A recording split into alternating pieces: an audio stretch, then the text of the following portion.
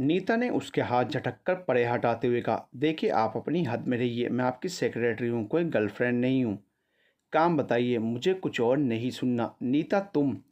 Okay, ये files देखो और इनकी डिटेल्स की लिस्ट बनाकर लाओ। अमन ने सोचा कि ये अभी नाराज़ है, इसलिए उसने कुछ फाइल्स देते हुए कहा। नीता वो फाइल्स लेकर चली गई। बाहर आकर नीता बहुत रोई, ये मेरे साथ ऐसा कैसे कर सकता है? मैं क्या कोई खिलौना हूँ कि खेला और छोड़ दिया? अगर आज इतने महीनों बाद मैं इससे अचानक नहीं मिलती तो ये तो कुछ भी नहीं बताता। जाने कब से यहाँ पर है, पर एक बार भी फ़ोन नहीं किया और ना ही आकर मिला। मैं फ़ोन करती हूँ तो उठाता नहीं था। मैं क्या समझूँ? अब मुझे मिलते ही फिर से प्यार जताने लग गया। ये सब क्या है? आखिर इसने मुझे समझ क्या रखा है? अंदर कमरे में अमन सोच में डूबा हुआ था कि नीता को आखिर हुआ क्या है, वो ऐसा क्यों कर रही है। मैं बिजी था, हो गई गलती कि मैं उससे कांटेक्ट नहीं कर पाया। मैंने सोचा था कि मैं सेठ होकर उसके घर जाकर उसके घर वालों से नीता का हाथ मांगूंगा, पर ये नीता तो मेरी बात सुनती ही नहीं। मैं क्या करूं? कुछ सोचकर उसने माही को फ़ोन किया। भाभी, मैं परेशान हो गया हूं। मैंने सोचा था कि मैं कंपनी में पूरी तरह सेट होकर नीता का हाथ मांगने जाऊंगा, लेकिन बदकिस्मती या किस्मत से नीता मेरी सेक्रेटरी बनकर आ गई और अब वो मुझसे नाराज़ हो गई है। वो मेरी कोई बात नहीं सुन रही। मैं क्या करूं? अमन दुखी आवाज़ में बोला। माही उस वक्त सम्राट के साथ कार में कंपनी की तरफ जा रही थी। उसने स्पीकर ऑन करके सम्राट को भी ये सारी बात सुनाई। उसकी बात सुनकर सम्राट बोला, तू बड़ा कब होगा? हर बात में तू माही से या मुझसे हेल्प मांगोगे तो ज़िंदगी कैसे जी पाओगे? ये मुसीबत तुमने खुद खड़ी की है तो तुम खुद ही से हल करो। हाँ, एक हिंट देता हूँ, फाइल्स दी हैं तो एक फ़ाइल अपने दिल की बनाकर स्टडी करने को दे दो। ठीक है, ओके भैया, समझ गया, कहकर उसने फ़ोन बंद कर दिया। उसने एक लेटर लिखा और नीता को फ़ोन किया। जी सर, नीता बोली, एक फ़ाइल और है, आकर ले जाओ, अमन बोला। नीता अंदर आई और अमन से फ़ाइल लेकर चली गई। उसने कुछ नहीं पूछा और अमन ने भी कुछ नहीं कहा। नीता ने बाहर आकर उस फाइल को खोलकर देखा तो अंदर लेटर देखकर पहले तो वो फाइल बंद करके वापस देने जाने लगी। फिर उसने लेटर पढ़ा तो उसे सब समझ आ गया कि अमन सम्राट का भाई है और ये कंपनी सम्राट ने ही उसे दी है और वो सेठ होकर उसके घर जाकर उसका हाथ मांगेगा। नीता को ये सब पढ़कर खुशी हुई, पर उसने सोचा कि क्या पता ये सच है या नहीं। इसे पहले चेक करूंगी, फिर इसकी बात पर भरोसा करूंगी। वो काम ख़त्म करके सारी फाइल्स लेकर उसके ऑफिस में गई। अमन उसके मुंह की तरफ देख रहा था, पर वो बिना कुछ बोले फाइल्स रखकर चली गई। अमन ने वो फाइल खोलकर देखी। वो लेटर वैसे ही पड़ा हुआ था। उसे बहुत दुख हुआ। अब वो क्या करे? उसकी समझ में कुछ नहीं आ रहा था। वो कमरे में टहलने लगा। कुछ देर टहलने के बाद वो अपनी कुर्सी पर बैठ गया। फिर कुछ सोचने के बाद उसने तय किया कि वो अब नीता से कोई बात नहीं करेगा और सही वक्त का इंतज़ार करेगा। सम्राट माही को कंपनी ले आया। डिज़ाइन बहुत ही अच्छे हैं, इन पर अमल करो। मैं इसे कभी कभी यहाँ ले आया करूँगा। फिलहाल ये मम्मी की हेल्प कर रही हैं, उनका भी इसके बिना गुजारा नहीं होता। सम्राट ने माही को शर्माते देख बात बदल दी। नमन डिज़ाइनर का हर प्रोडक्ट हिट होने लगा। उनका काम बहुत बढ़ गया था। वो बहुत बिजी हो गया था। रात बहुत हो गई थी। वो हमेशा की तरह आज भी लेट आया था। मम्मी खाना खाकर सो गई थी। माही उसका इंतज़ार कर रही थी। वो आया तो उसके पास आकर उसे गले लगाकर बोला, यार तुम सो जाया करो, इतनी रात तक जागने से तुम्हारी तबीयत ख़राब हो जाएगी। उसने उसके माथे पर किस करते हुए कहा, सम्राट जी, मैंने बहुत इंतज़ार के बाद आपके प्यार को पाया है। मुझे ऐसे ही दिनों का इंतज़ार था। मैं शुरू से चाहती थी कि मैं अपने पति का इंतज़ार करूं, फिर हम साथ बैठकर खाना खाएं और हमारा प्यार दिनों दिन बढ़ता जाए। माही बोली, अच्छा आओ खाना खा लें, पहले ही बहुत लेट हो गया। सम्राट हाथ धोकर टेबल पर बैठते हुए बोला। दोनों ने मिलकर खाना खाया। फिर दोनों बर्तन किचन में रखकर ऊपर अपने कमरे में चले गए। सम्राट नहाने चला गया। माही थकी हुई थी, वो लेटते ही सो गई। सम्राट आया तो उसे सोते हुए देखकर उसे बहुत अफसोस हो रहा था कि जिसे उसने जीवन भर की खुशियां देने का वादा किया था, उसे आज इस थकावट और इंतजार के सिवा कुछ नहीं दे पाया। उसने माई को देखकर तय किया कि वह आगे से समय पर घर आया करेगा। वो उसके पास लेटा और उसे पकड़कर अपनी बाहों में खींचा। माही भी उसकी बाहों में सिमटकर सो गई। सम्राट अपने सीने से लगी माही को प्यार से देखकर मुस्कुरा दिया। वो धीरे से बोला, मुझे ऐसी ही लाइफ चाहिए थी जिसमें जब मैं सोऊं तो तुम्हारा चेहरा देखकर सोऊं और उठूं तो तुम्हारा चेहरा देखूं। मेरा यह सपना पूरा हो गया। अब सारी उम्र ऐसे ही तुम्हें बाहों में लेकर बीत जाए। माही के चेहरे पर स्माइल आ गई तो सम्राट ने भी उसे और कस लिया और उसके होंठों को चूमने लगा। माही की भी आंख खुल गई, उसकी नींद जाती रही, वो भी सम्राट को कस के पकड़कर उसकी किस के नशे में डूब गई। वो खुद को रोक नहीं पाई। रोज माही सम्राट के पास होती थी, पर फिर भी जब वो उसके इतने पास होती तो वो खुद पर काबू नहीं रख पाता था। वो धीरे धीरे किस करते करते पूरी तरह उस पर हावी हो गया। अहमदाबाद। नमन और नीता का रिश्ता एक बॉस और सेक्रेटरी से ज़्यादा कुछ नहीं था। अमन ने बहुत कोशिश की कि वो नीता को समझाए, पर नीता समझना नहीं चाहती थी। इसलिए अमन ने भी कोशिश छोड़ दी। उस दिन भी वो काम में व्यस्त था कि लकी आया। वो बिना दरवाज़ा नॉक किए अंदर आ गया। नीता उसे रोकते हुए उसके पीछे पीछे अंदर आई और बोली, सर आप ऐसे बिना अपॉइंटमेंट के सर से नहीं मिल सकते। ओह सॉरी, तो आप दे दो अपॉइंटमेंट। लकी की बात सुनकर नीता ने लकी की तरफ देखा। उसे लगा कि उसने इसे कहीं देखा है, लेकिन उसे याद नहीं आ रहा था। उसने अमन की तरफ देखा। अमन ने उसे जाने का इशारा किया। रुकिए जी, पहले आपसे जान पहचान तो हो जाए। लकी ने नीता का हाथ पकड़कर रोकते हुए कहा। वो जानता था कि नीता और अमन का रिश्ता क्या है। उसने देखा कि नीता उसे पहचानती नहीं है, इसलिए वो इस बात का फ़ायदा उठाकर उन दोनों के साथ मजाक करना चाहता था। नीता ने अपना हाथ छुड़ाने की कोशिश की, लेकिन वो मेहमान को डांट भी नहीं सकती थी। इसलिए उसने अमन की तरफ देखा। वो अपनी फाइल पढ़ने में मस्त था, उसने उनकी तरफ नहीं देखा। लकी ने नीता को अपनी ओर खींचते हुए अपनी बगल में बैठने को कहा। नीता ने छुड़ाने की बहुत कोशिश की, फिर वो बोली, सर आप दोनों बैठकर बातें कीजिए, मैं चाय कॉफ़ी का बंदोबस्त करती हूँ। अरे आप क्या बात करती हैं, चाय क्या आपसे अच्छी होगी? 2 घड़ी पास बैठ जाओ, शराब का नशा हो जाए। लकी बोला, सर आप बहुत ही फनी है, प्लीज़ मेरा हाथ छोड़िए। नीता ने हाथ छुड़ाने की फिर से कोशिश की, पर लकी कहाँ छोड़ने वाला था। अमन भी देखना चाहता था कि नीता कैसे रिएक्ट करती है, इसलिए वो चुपचाप फाइल देखने में बिजी रहा। नीता की बर्दाश्त की हद हो गई तो वो गुस्से से बोली, सर मेरा हाथ छोड़िए, दर्द करने लगा है। ये क्या तरीका है किसी से बात करने का? ओह, तो अब तुम मुझे सिखाओगी कि मुझे तुमसे कैसे बात करनी चाहिए? तुम्हारी इतनी हिम्मत? अमन ये तुमने कैसी लड़की रखी है? लकी ने अमन से कहा। तब अमन ने फाइल बंद की और उनकी तरफ देखा। क्या बात है भैया? अमन ने भोलेपन से पूछा। अमन ये तेरी सेक्रेटरी मुझे लेक्चर दे रही है, कहती है कि मुझे बात करने का तरीका नहीं आता। लकी बोला, नीता क्या बात है, ये क्या तरीका है गेस्ट से बात करने का? अमन ने नीता को डांटते हुए कहा। लेकिन सर इन्होंने मेरा हाथ पकड़ लिया और छोड़ ही नहीं रहे। मैं कब से कह रही हूँ कि मेरा हाथ छोड़ दीजिए, लेकिन ये छोड़ ही नहीं रहे।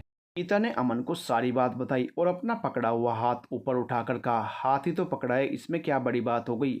अमन बोला, अमन ये तुम क्या कह रहे हो? जब मैं आई थी तब तो बड़ा कह रहे थे कि मैं तुमसे ही प्यार करता हूँ और तुम्हारे पेरेंट्स से तुम्हारा हाथ मांगूंगा, और आज कोई अनजाना मेरा हाथ पकड़ रहा है तो तुम्हें कोई फ़र्क ही नहीं पड़ रहा है? क्या पैसे ने तुम्हें इतना अंधा कर दिया है? नीता ने सारा गुस्सा अमन पर निकाल दिया, लेकिन लकी ने अब भी उसका हाथ नहीं छोड़ा। अच्छा जी, तो तुमने मेरा लेटर पढ़ लिया था, पर तुमने मुझे बताया क्यों नहीं? ऐसे क्यों रिएक्ट करती रही मानो तुमने वो लेटर पढ़ा ही नहीं? आज सब याद आ गया? अमन बोला, अमन वो हम दोनों की आपस की बात है, हम अपनी लड़ाई बाद में भी निपटा सकते हैं, पहले इस बाहर वाले को तो सबक सिखाओ। ये मेरा हाथ नहीं छोड़ रहा। नीता बोली, नीता ये कोई बाहर वाले नहीं है, ये मेरे बड़े भैया लक्की हैं। अमन बोला, भाई मैं तो तुम दोनों से मिलने आया था, मुझे क्या पता कि तुम में अनबन चल रही है। मैं तो अपनी छोटी भाभी के साथ थोड़ी मस्ती कर रहा था। तुम हमारी फैमिली में फिट होने के काबिल हो। लक्की बोला, ओह सॉरी भैया, आप पहले बता देते तो मैं ऐसे रिएक्ट नहीं करती। सच में मैंने सम्राट जी को ही देखा है, पर आपको पहली बार देखा है। नीता कभी अमन और कभी लकी को देख रही थी। क्या बात है, मुझे तो सम्राट भैया ने बताया था। मैं तो बधाई देने आया, पर यहाँ पर तो मसला ही कुछ और है। मतलब तुम जब से आए हो ऐसे ही हो, महीना होने को आया है, तुम दोनों की सुलह नहीं हुई। क्या मुझे बताओगे कि तुम दोनों में हुआ क्या है? लकी बोला। अमन और नीता एक दूसरे की तरफ देखने लगे। दोनों ही चाहते थे कि दूसरा बताए, कोई भी खुद बताना नहीं चाहता था। लकी भी दोनों की तरफ देखे जा रहा था। कमाल है यार, तुम तो दोनों ही नहीं बोलते। मुझे जाकर सम्राट भैया और माही भाभी को रिपोर्ट भी भेजनी है। अगर ऐसे ही चुप रहोगे तो मैं जाकर क्या बताऊं? लकी बोला, भैया मैं ही बताता हूँ। आपको तो पता ही है कि इस बार हम लोग वहाँ कितने बिजी थे। पिछले कुछ महीनों में हमारी लाइफ में क्या कुछ नहीं हुआ। इस बीच मैं इसे फ़ोन करना भूल जाता था, फिर जब बाद में किया तो इसका फ़ोन बंद आ रहा था।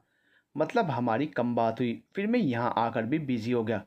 मैंने सोचा पहले कंपनी सेट कर लूँ, फिर इसके घर जाकर इसके माँ बाप से रिश्ते की बात कर लूँगा।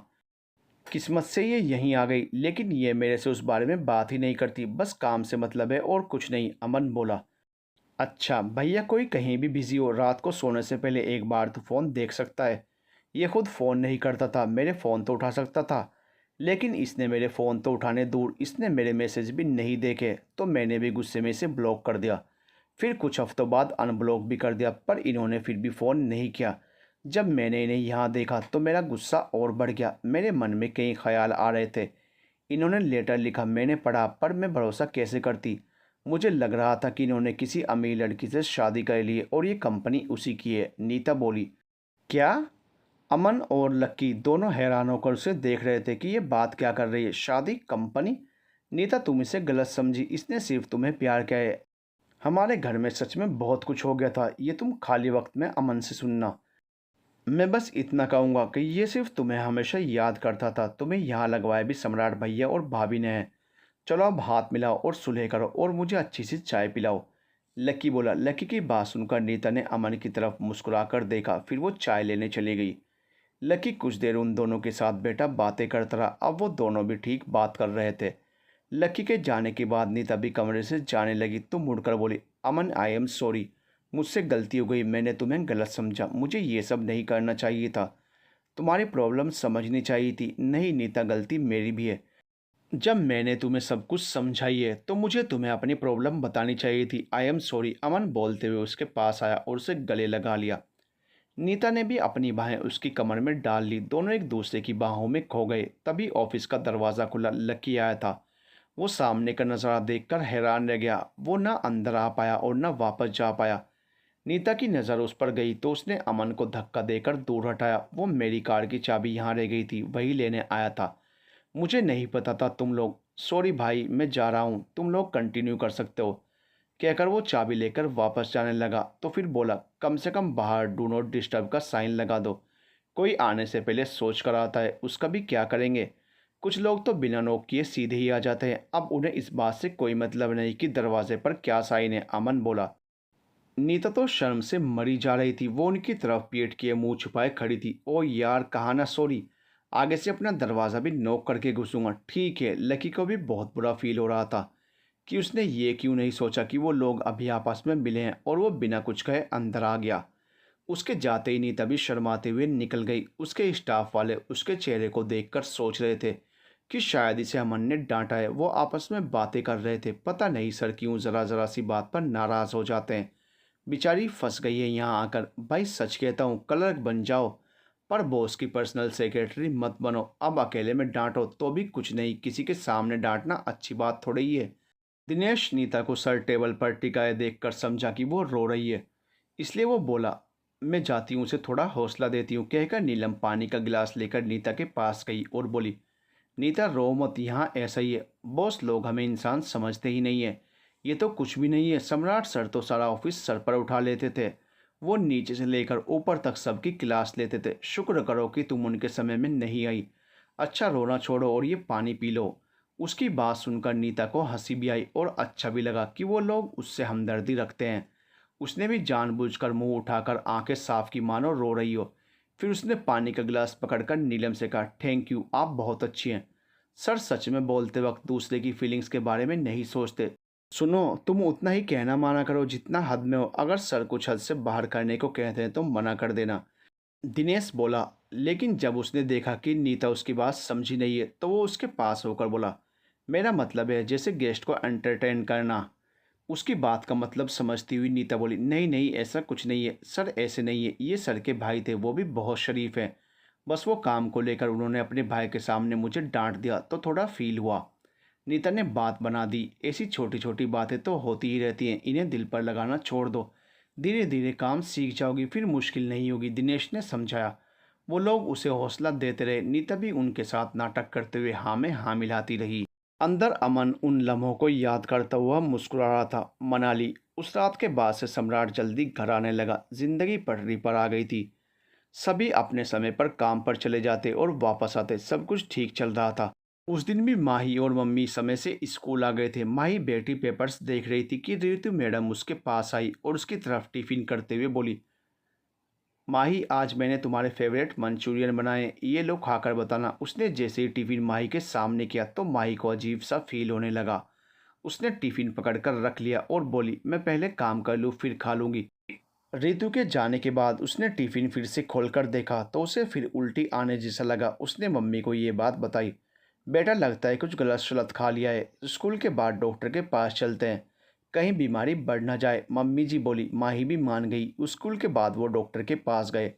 डॉक्टर ने सब जांच करने के बाद उन्हें बताया, मैडम जी बधाई हो, आपके घर में नया मेहमान आने वाला है, आपकी बहू माँ बनने वाली है। देखो माही, आपका पहला मिसकैरेज हो चुका है, इसलिए इस बार ज़्यादा ध्यान देना होगा, कामकाज कम करना, स्ट्रेस मत लेना। सुनकर मम्मी बोली, आप चिंता ना करें डॉक्टर, पहले मैं इसके पास नहीं थी, अब मैं इसका पूरा ध्यान रखूंगी।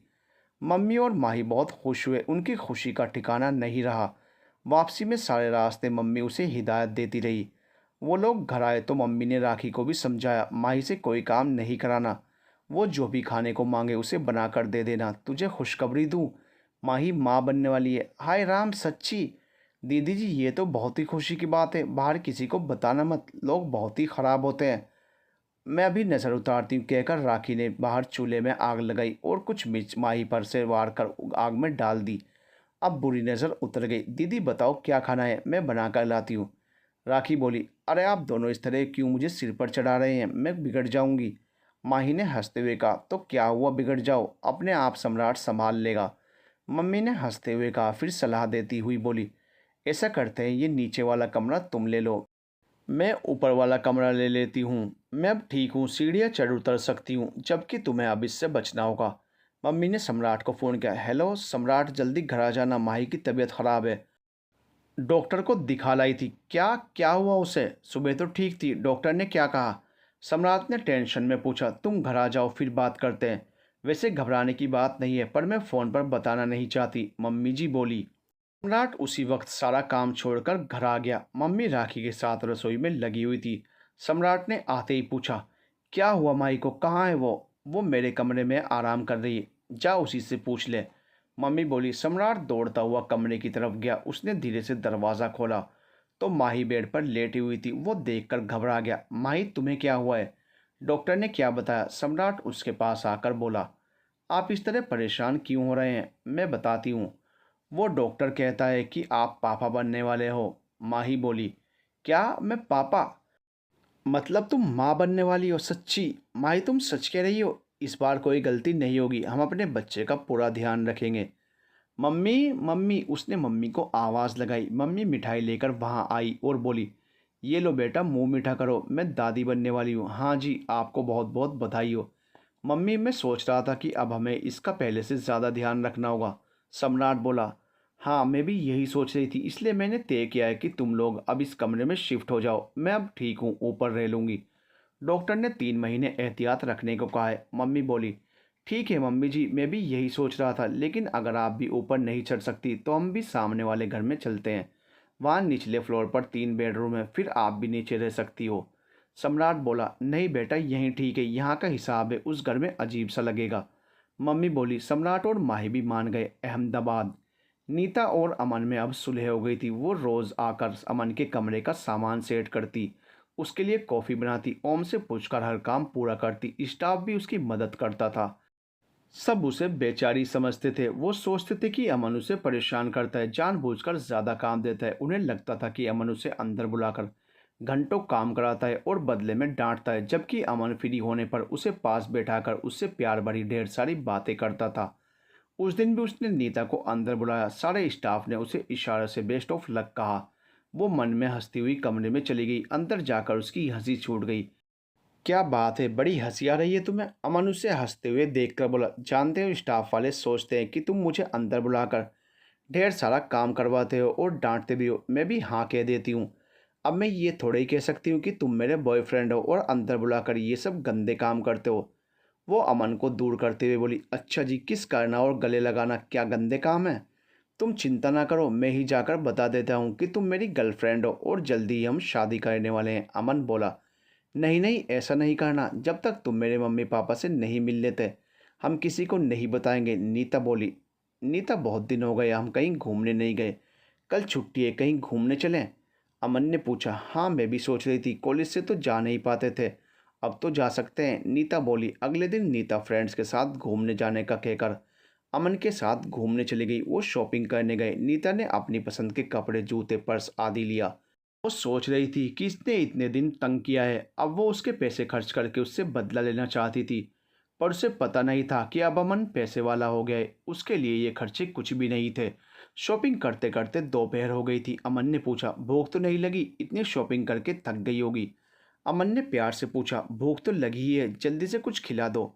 मैं होटल का रास्ता बताती हूँ, वहाँ चलो, वहाँ खाना अच्छा होता है, कहकर नीता उसे शहर के सबसे महंगे होटल में ले गई। अमन सब समझ रहा था, पर वो भी मज़े ले रहा था। उन्होंने होटल में बैठकर खाना खाया। अमन ने बिल देने के बाद हंसते हुए कहा, अब बदला पूरा हो गया तुम्हारा, या अभी और कुछ भी करना बाकी है? बदला? कैसा बदला? मैं तुमसे बदला क्यों लूँगी भला?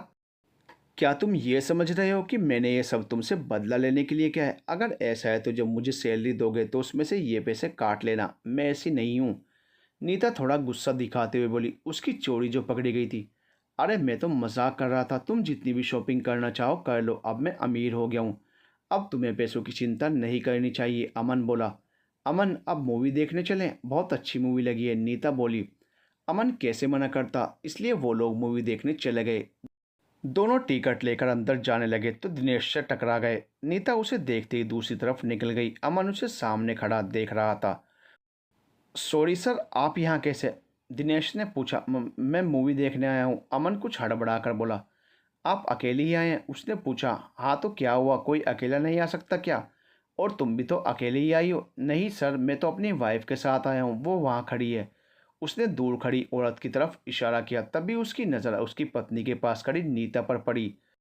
वो अमन को बताने लगा, पर कुछ कहे बिना ही उनके पास चला गया। वो नीता है क्या, वो भी आई है तुम्हारे साथ? अमन ने दिनेश को उस ओर देखते हुए देखकर पूछा। जी हाँ जी, वो मेरी पत्नी से मिलना चाहती थी और कह रही थी कि उसका कोई फ्रेंड नहीं है जिसके साथ वो मूवी देख सके, तो मैं उसे और सुनीता, मेरी पत्नी, दोनों को एक साथ ले आया। दोनों मिल भी लेंगी और दोस्ती भी हो जाएगी, दिनेश बोला। ओह ठीक है, चलो मैं भी भाभी जी से मिल लेता हूँ, वैसे भी मैं अकेला हूँ, तुम लोगों के साथ ही मूवी देख लेता हूँ, कहकर वो दिनेश के साथ चल दिया। दिनेश, जिसे कुछ पता नहीं था, मन में नीता पर तरस खा रहा था। बेचारी नीता, एक दिन मिला था बेचारी को अपना स्ट्रेस दूर करने के लिए, पर ये सर यहाँ भी पहुँच गए। बेचारी की तो किस्मत ही खराब है। वो अमन से पहले पहुंचकर नीता को कवर करना चाहता था। उसे डर था कि कहीं नीता कुछ और न कह दे और अमन उनकी चोरी पकड़ ले, फिर वो बेचारी नीता को बहुत तंग करेगा। ये सोचकर वो जल्दी जल्दी नीता और अपनी पत्नी के पास पहुंचा और बोला, नीता तुम आ गई, ये मेरी पत्नी सुनीता है, मैं इन्हीं से तुम्हें मिलाना चाहता था। वो उसे बताते हुए आंखों और हाथों के इशारे से नीता को बता रहा था कि उसके पीछे अमन है। नमस्ते दिनेश जी, नमस्ते भाभी जी। नीता भी उसके सुर में सुर मिलाने लगी, फिर अमन को देखकर जैसे हैरान हो गई हो, ऐसे बोली, सर आप यहाँ, आप भी मूवी देखने आए हैं? हाँ, क्या मैं मूवी देखने नहीं आ सकता? पहले दिनेश ने भी ऐसे ही हैरान होकर पूछा था। भाई चाहे मैं तुम्हारा बॉस हूँ, पर मुझे भी मूवी देखने का शौक है, अमन बोला। नहीं सर, हमारा वो मतलब नहीं था, सुनीता ये हमारे बॉस हैं, दिनेश ने नीता को बचाते हुए अपनी पत्नी को अमन से मिलाया। सुनीता ने अमन को नमस्ते कहा। मूवी देखने जाना है या यहीं रुकना है? नीता तुम अपनी टिकट मुझे दे दो और अपने लिए और ले आओ, अमन ने बॉस की तरह अपने सेक्रेटरी को ऑर्डर दिया। सर मेरे पास दो टिकट हैं, मेरी फ्रेंड भी आने वाली थी, अभी फ़ोन आया कि वो नहीं आ रही है, इसलिए यही सोच रही थी कि ये किसी को दे दूं, आप ले लीजिए। नीता भी जानबूझकर उदासी से बोली। चलो दिनेश, अमन ने नीता से टिकट लेते हुए कहा। अमन आगे चल दिया। नीता दिनेश को दिखाने के लिए मुंह सा बनाकर अपनी बेबसी जताई। दिनेश ने भी मुंह बनाकर अपनी बेबसी जताई। दिनेश और उसकी पत्नी की सीट लेफ्ट साइड थी, नीता और अमन की सीट राइट साइड थी। दिनेश अपनी वाइफ को ले गया, पर उसे नीता के लिए अफसोस हो रहा था। नीता भी उसे मुड़कर देख रही थी। अंधेरे में किसी को कोई दिख नहीं रहा था। अमन और नीता बेझिझक बाहों में बाहें डाले बैठ गए। दोनों आराम से मूवी देखते रहे।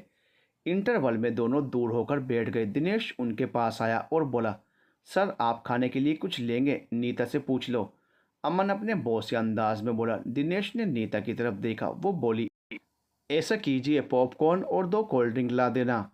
उसने ऐसे कहा मानो बोर हो गई हो। दिनेश जाने लगा तो अमन ने उसे रोककर 1,000 रुपये पकड़ाए और बोला, ये लो, अपने लिए भी जो चाहे ले लेना, मेरी तरफ से ट्रीट समझो। दिनेश ने थोड़ा आनाकानी के बाद पैसे ले लिए। फिर वो पॉपकॉर्न और ड्रिंक उन्हें देकर बचते पैसे अमन को वापस करने लगा। तो अमन बोला, ये आप रख लीजिए, ये मूवी मेरी तरफ से। कहकर अमन ने पैसे लेने से इनकार कर दिया। मूवी ख़त्म होने के बाद नीता ने दिनेश को फ़ोन किया। दिनेश जी, सर कह रहे हैं कि ऑफिस से कुछ फाइल्स लेनी है, बाद में वो मुझे मेरे घर छोड़ देंगे, तो मैं उनके साथ जा रही हूँ। दिनेश ने ओके कहकर फ़ोन बंद कर दिया। बेचारी नीता एक दिन भी चैन से नहीं रह पाई। बेचारी, ऑफिस में सर इससे बहुत काम करवाते हैं। इसकी तो किस्मत ही ख़राब है। आज इसने सोचा होगा कि चलो मूवी देखी जाए, तो जिसके साथ देखनी थी वो नहीं आई, और उस पर जिस बॉस से बचने के लिए यहाँ आई वो भी उसे यहीं मिल गया। मिला ही नहीं, उसके साथ मूवी भी देखनी पड़ी। दिनेश ने अपनी पत्नी को बताया, कहीं इन दोनों में प्यार तो नहीं हो गया? सुनीता ने पूछा। अरे तुम पागल हो गई हो क्या? तुम्हें किस एंगल से उनमें प्यार लगा? वो तो एक दूसरे को देखना भी नहीं चाहते। सारा दिन सर इसे काम पर लगा कर रखते हैं, एक पल भी बैठने नहीं देते। कभी ऑफिस आकर देखना, हमें तो इस बेचारी पर बहुत तरस आता है। दिनेश बोला। वहाँ से निकलकर अमन नीता को उसके घर छोड़ने चल दिया। दोनों रास्ते में दिनेश के बारे में ही बातें करने लगे। मुझे कभी कभी दिनेश भैया पर तरस आता है। बेचारे सोचते हैं कि आप मुझे तंग करते हैं और वो लोग मुझसे हमदर्दी करते हैं। नीता बोली। हाँ, मुझे भी तरस आता है, पर क्या करें, प्यार और जंग में सब जायज़ है, अमन बोला। फिर वो उसे उसके घर से थोड़ी दूर छोड़कर चला गया। नीता वहाँ से पैदल ही घर आ गई। उन्हें पता नहीं था कि एक काली कार सुबह से उनके पीछे लगी हुई है। नीता के जाते ही वो कार भी वापस हो गई। उस कार में दो शातिर से आदमी बैठे थे। उनमें एक कमल किशोर था और दूसरा सम्राट का चाचा। देखा, ये सम्राट का छोटा भाई है। ये और इसकी मम्मी अब सम्राट से मिल गए हैं। सम्राट का पता भी चल गया है। वो अपनी मम्मी और माही के साथ मनाली में रह रहा है।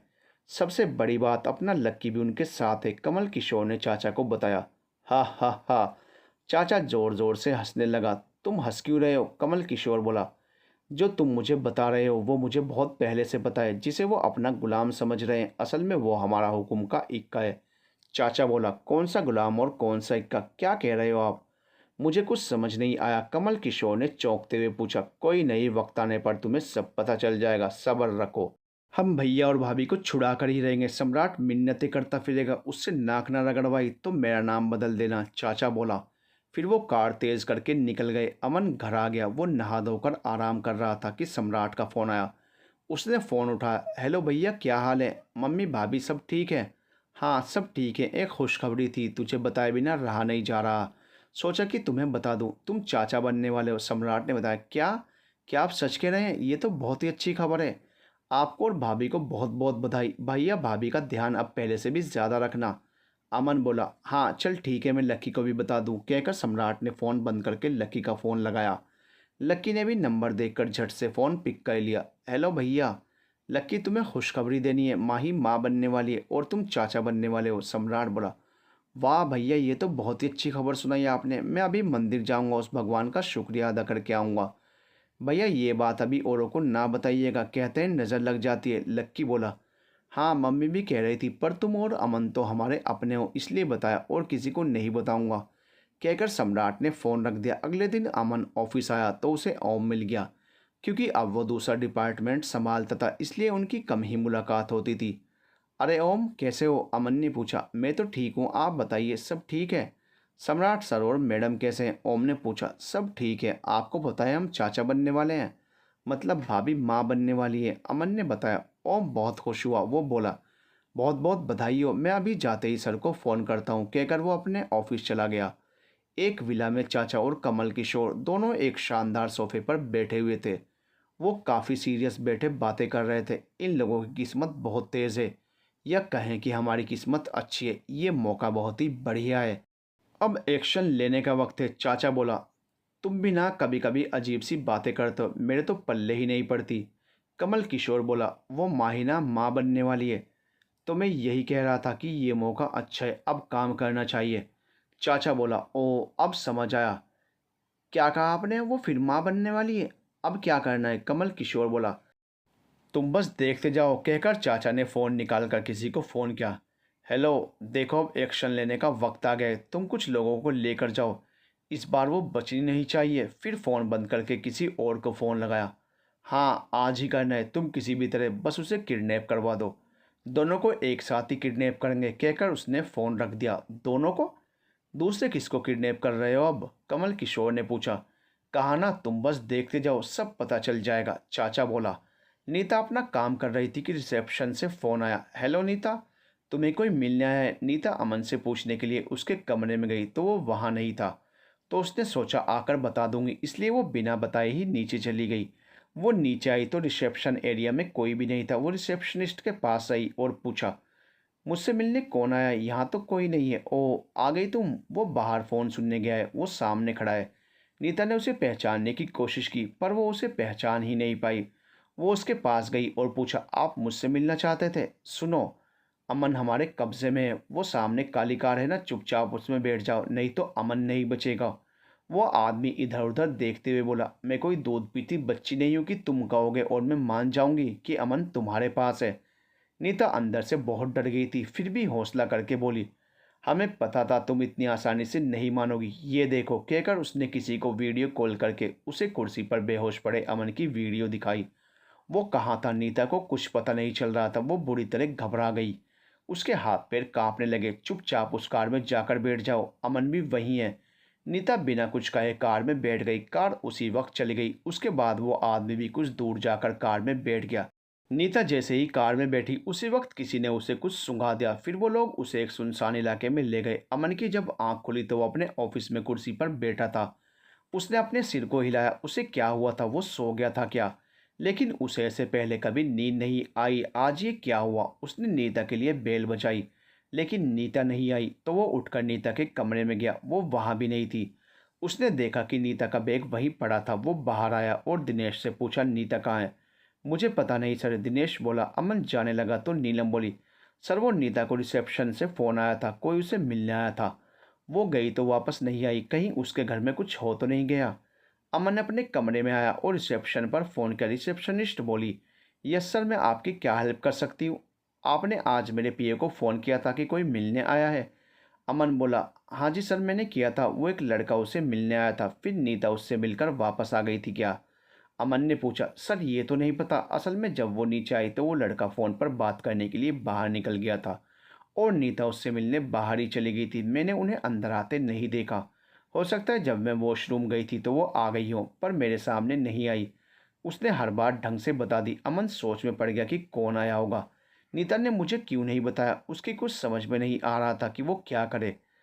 नीता का तो कोई भाई भी नहीं है, फिर उसे कौन मिलने आया होगा? उसके घर पर फ़ोन करके देखता हूँ।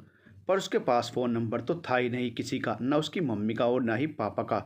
तब उसने नीता के घर जाने की सोची, पर दूसरे ही पल उसने सोचा कि क्यों ना पहले सीसीटीवी ही चेक कर ले। इसलिए वो कंट्रोल रूम की तरफ गया और रिसेप्शनिस्ट को भी वहीं बुला लिया। वो सीसीटीवी फुटेज देखने लगे। उसमें नीता आई तो उसने रिसेप्शनिस्ट से बात की। उसने नीता को बाहर की तरफ इशारा किया। नीता उसी तरफ चली गई। नीता ने कुछ देर उस लड़के से बात की। वो लड़का इस ढंग से खड़ा था कि उसकी शक्ल नज़र नहीं आ रही थी। कुछ देर बात करने के बाद नीता चलकर दूर खड़ी एक कार में जाकर बैठ गई और कार चली गई। अमन की समझ में कुछ भी नहीं आ रहा था। उसने माही को फ़ोन मिलाया पर फ़ोन बंद आ रहा था। अब वो क्या करे? कुछ सोचकर वो कार निकाल कर नीता के घर चल दिया। मनाली स्कूल प्रेयर के वक्त माही को किसी का फ़ोन से मैसेज आया। ये सम्राट की कार की फ़ोटो थी जो आगे से टूटी फूटी पड़ी थी। वो सोचने लगी कि ये क्या है, तभी उसे नंबर से फ़ोन आया। उसने कहा, हेलो, कौन बोल रहा है? मैडम, ये फ़ोटो में जो कार है आपके किसी जानकार की है। ये नंबर उन्होंने ही दिया है। उनका एक्सीडेंट हो गया है, आप हॉस्पिटल आ जाइए। सुनकर माही के तो होश ही उड़ गए। उसने बाहर देखा, मम्मी अभी लेक्चर दे रही थी, इसलिए वो अकेली ही हॉस्पिटल के लिए चल दी। उसे बाहर निकलते ही टैक्सी मिल गई। उसने ड्राइवर को हॉस्पिटल चलने को कहा। ड्राइवर ने मास्क पहन रखा था। उसने बिना पीछे देखे माही के मुंह पर एक स्प्रे किया। माही को मुंह पर पानी सा महसूस हुआ। वो पानी साफ करने लगी कि बेहोश हो गई। ड्राइवर ने किसी को फ़ोन किया। दूसरी तरफ से कोई बोला, इसे अहमदाबाद ले आओ। फ़ोन बंद करके ड्राइवर ने कार चला दी। लगभग 1 घंटे के बाद माही की आंखें खुली। उसने सामने देखा, कार अब भी चल रही थी। अब ड्राइवर की बगल वाली सीट पर कोई गुंडा टाइप आदमी बैठा था और उसकी बगल में भी एक औरत बैठी हुई थी। उसके हाथ पैर बंधे हुए थे और मुंह पर भी टेप लगी हुई थी। वो बुरी तरह घबरा गई। उसे वो वक्त याद आ गया जब वो किडनैप हुई थी। उसका दिल ज़ोरों से धड़कने लगा। उसने मन ही मन सम्राट के ठीक होने की दुआ की। हे भगवान, सम्राट एकदम ठीक हो, उसे कुछ ना हुआ हो। भगवान, अब सब कुछ आपके हाथ में है, मेरे बच्चे को भी बचाना, वो मन में बोली। उसने देखा सामने पुलिस नाका था। उसने सोच लिया कि वो पुलिस को सब कुछ बता देगी, लेकिन पुलिस वाले मुंह पर लगी टेप देखकर ही सब समझ जाएंगे। इसका मुंह खोल दो, उस गुंडे ने उसके बगल में बैठी लेडी को कहा। फिर उसकी तरफ देखकर बोला, मैडम तेरा हस्बैंड हमारे कब्जे में है, अगर तूने कोई गड़बड़ की तो उसे मारने में हमें देर नहीं लगेगी। मैं अभी अपने आदमियों को फ़ोन लगाता हूँ। कहकर उसने किसी को फ़ोन मिलाया। हेलो, मैडम के हस्बैंड को होश आया? नहीं आया? अच्छा सुन, सामने नाका है, अगर पुलिस ने कार रोकी और मैडम कुछ बोली तो उसे गोली मार देना, वो गुंडा बेदर्दी से बोला। माही घबरा गई, उसे उनकी बातों पर यकीन हो गया। कार नाके पर रुकी, पुलिस ने उन्हें रोका। कहाँ जा रहे हो? जी ये मेरी पत्नी और माता जी हैं, जिन्हें माता के दर्शन के लिए ले जा रहा हूँ, ड्राइवर के साथ बैठा लड़का बोला। पुलिस वाले ने कार में देखा कि अंदर सच में दो लेडीज हैं, तो उसने उन्हें जाने दिया। माही चाहते हुए भी बोल नहीं पाई, उसे सम्राट की चिंता हो रही थी। वहाँ के बाद कार कई नाकों और टोल प्लाजा पर रुकी, पर माही चुप ही बैठी रही। फिर वो कार सड़क पर भागने लगी।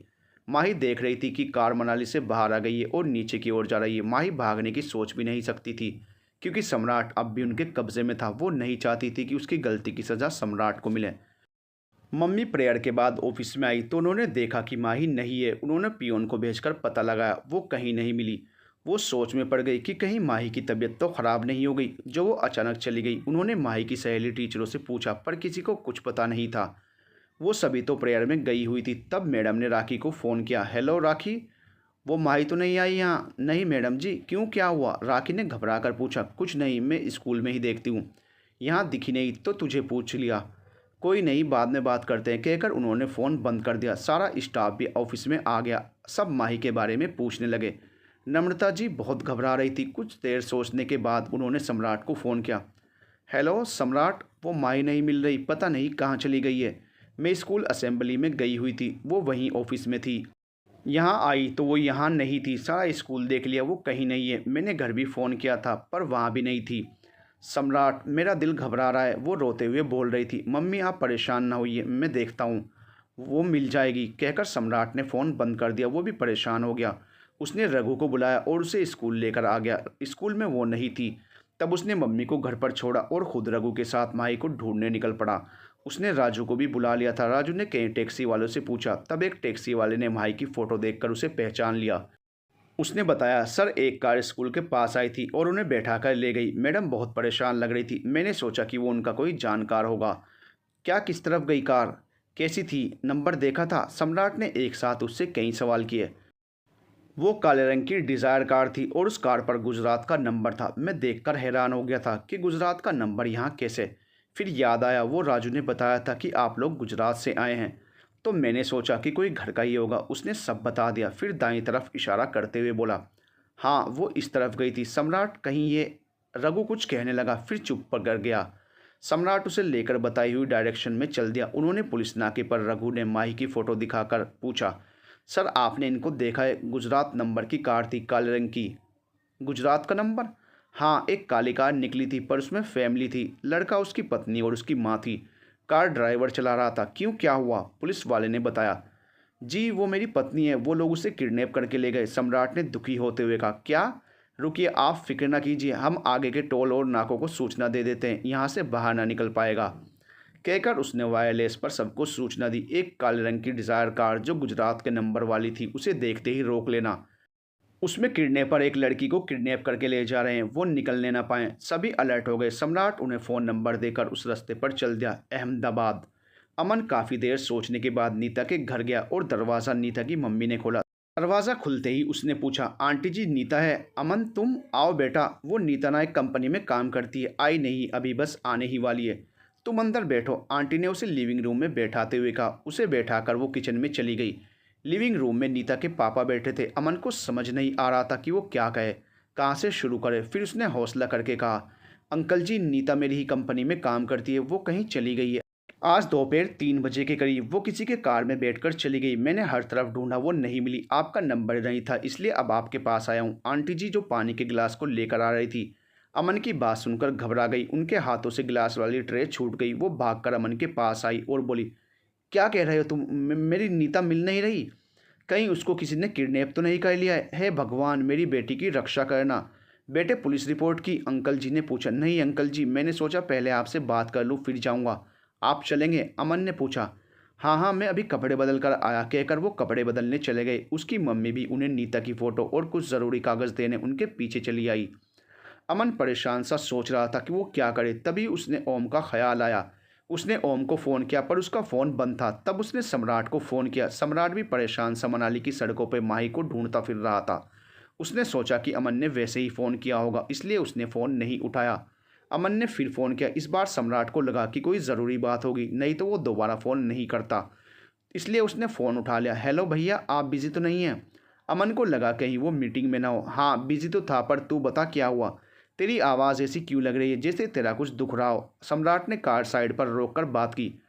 रघु ने उसके साथ सीट बदली और उसे बगल की सीट पर बैठाकर खुद कार चलाने लगा। भैया, एक मुश्किल हो गई है। इससे पहले कि सम्राट उसे माही के बारे में बताता, अमन बोल पड़ा। क्या हुआ? सम्राट ने सोचा कि बिजनेस में कोई प्रॉब्लम आई होगी। भैया, वो नीता पता नहीं कहाँ चले गई। वो अपनी मर्जी से किसी की कार में बैठकर चली गई। आपकी शहर में बहुत जान पहचान है ना, प्लीज़ कुछ कीजिए। अमन रुआंसा सा बोला। क्या? ये कब हुआ और तू कहाँ था? सम्राट ने हैरान होकर पूछा।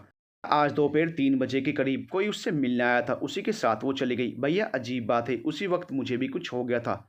मैं पता नहीं कैसे सो गया, जब आंख खुली तब सब कुछ पता चला। अमन बोला। अमन, तुम चिंता ना करो, रघु अपने खास बंदे को फ़ोन कर रहा है, तुम उससे मिल लो। बाकी मुझे लगता है कि कोई हमारी फैमिली पर निशाना लगा रहा है। अमन, किसी ने माही को भी स्कूल से किडनैप कर लिया है, हम भी कब से उसे ही ढूंढ रहे हैं। सम्राट ने बताया। क्या, भाभी भी? भैया, कहीं ये उस बुआ का काम तो नहीं? अमन ने पूछा। हो सकता है, क्योंकि पापा और चाचा तो जेल में हैं, पर अभी कुछ कह नहीं सकते। सम्राट सोचते हुए बोला। कहीं ये लकी का काम तो नहीं? रघु बोला। नहीं, वो ऐसा नहीं कर सकता। सम्राट ने उसी वक्त कहा। भैया ठीक कह रहे हैं, लकी भैया ऐसा नहीं कर सकते। कुछ दिन पहले वो ऑफिस में आए थे, मेरे और नीता दोनों में अनबन चल रही थी, उन्होंने ही हमें मिलाया। अमन बोला। तूने अब उसे फ़ोन किया? सम्राट ने पूछा। नहीं भैया, मैं आपसे बात करने के बाद उनसे बात करता हूँ। इस वक्त नीता के पापा के साथ थाने जा रहा हूँ। ठीक है भैया, आप रघु भैया के बंदों का नंबर भेज देना, कहकर अमन ने फ़ोन बंद कर दिया। फिर नीता के पापा के साथ थाने चला गया। सम्राट और रघु सड़क पर काफ़ी आगे निकल गए, लेकिन उन्हें कुछ भी पता नहीं चल रहा था। तभी पुलिस का फ़ोन आया। हेलो, वो कार मिल गई है। फिर उसने सम्राट के फ़ोन पर एड्रेस सेंड किया। वो दोनों उसी वक्त बताई हुई जगह पहुँच गए। वो गुजरात के नंबर वाली कार वहीं एक घर के सामने खड़ी मिली, लेकिन उसमें कोई नहीं था और वो घर भी खाली था। वहाँ कोई नहीं था। वो जहाँ से चले थे वो वहीं पहुँच गए। सम्राट अब और भी घबरा गया, क्योंकि अब तक उन्हें कम से कम एक कार का सहारा तो था। अब वो किसका पीछा करें? सम्राट को सबसे ज़्यादा एक ही बात सता रही थी कि माही प्रेग्नेंट है। अगर इस बार उसके बच्चे को कुछ हो गया तो। वो सिर पकड़कर रोने लगा। To be continued.